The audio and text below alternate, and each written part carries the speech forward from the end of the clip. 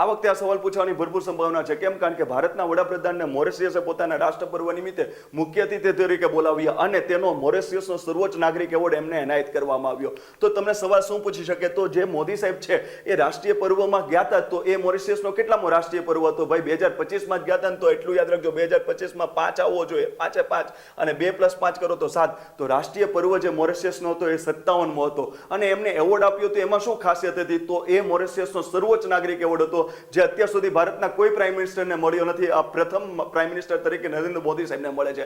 હવે આ એવોર્ડનું નામ શું છે? તો આ એવોર્ડનું નામ એટલું મોટું છે કે આપણે એમ કન્ફ્યુઝ થઈ જાય, કારણ કે ઘણા એવોર્ડ એવા છે કે જે તે દેશનું નામ આવતું હોય, જ્યારે મોરેશિયસનો આ સર્વોચ્ચ એવોર્ડ છે એમાં નામમાં મોરેશિયસ આવતું નથી. એટલા માટે અટપટું થશે અને પૂછાશે તો grand commander of the order of star and key of the Indian ocean. તો એટલું યાદ રાખજો કે આમાં ઇન્ડિયન ઓશન શબ્દ શું કામ આવ્યો? તો ભાઈ જે મોરેશિયસ દેશ છે એ હિન્દ મહાસાગરમાં આવેલો ટાપુનો દેશ છે, એટલા માટે એના ઓર્ડરનો જે એવોર્ડ છે એમાં નામ આવે છે ઇન્ડિયન ઓશન. અને આનું શોર્ટ ફોર્મ શું છે? GCSK. G for grand, C for commander, S for star અને K ફોર કી. અને શબ્દ આવવો જોઈએ ઇન્ડિયન ઓશન.